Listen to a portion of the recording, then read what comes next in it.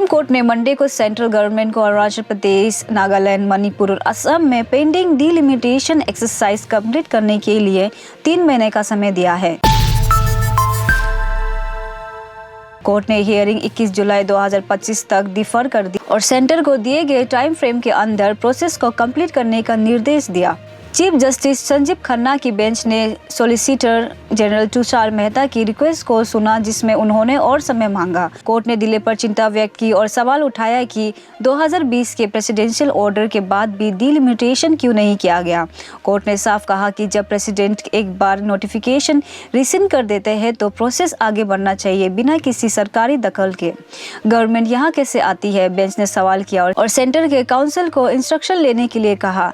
Centre का कहना था कि अरुणाचल प्रदेश और नागालैंड के लिए कंसल्टेशन हो रही है, पर मणिपुर में हिंसा की वजह से प्रोसेस डिले हो रहा है। लेकिन पिटिशनर ने इस डिले को अनजस्टिफाइड बताया क्योंकि 2020 का प्रेसिडेंशियल ऑर्डर डिलिमिटेशन को लीगली मैंडेटरी बनाता है। ये मामला delimitation demand committee for the state of Arunachal Pradesh, Assam, Manipur और Nagaland in north east India द्वारा सुप्रीम कोर्ट तक लाया गया। पिटिशनर के वकील जी गांगमाई ने कोर्ट को बताया कि 2 साल से रिट पिटिशन फाइल होने के बाद भी एक्शन नहीं लिया गया, जबकि असम ने अगस्त 2023 में ministry of law and justice के ऑर्डर के बाद डिलिमिटेशन पूरा कर लिया।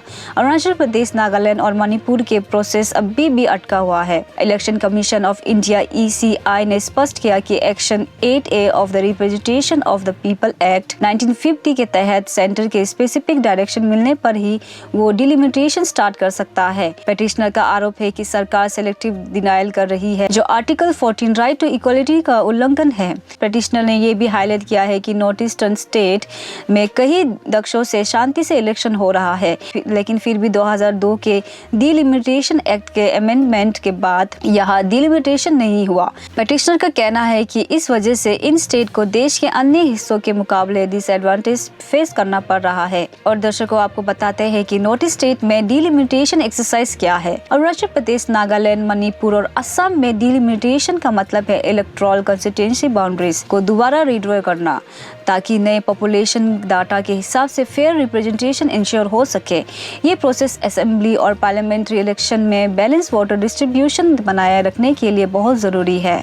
डिलिमिटेशन एक्सरसाइज इसलिए किया जाता है ताकि इक्वल रिप्रेजेंटेशन इंश्योर हो। कंस्टिट्यूएंसी बाउंड्रीज को नए पॉपुलेशन डाटा के मुताबिक एडजस्ट किया जा सके, ओवर रिप्रेजेंटेशन और अंडर रिप्रेजेंटेशन को रोका जा सके, कहीं जगह ज्यादा और कहीं कम वोटर्स की प्रॉब्लम दूर हो, डेमोक्रेटिक फेयरनेस बना रहे ताकि हर कंस्टिट्यूएंसी का साइज बैलेंस हो और वोटिंग सिस्टम फेयर रहे। अब सुप्रीम कोर्ट के लेटेस्ट ऑर्डर के बाद सेंटर को 3 महीने के अंदर डिलिमिटेशन प्रोसेस पूरा करना होगा।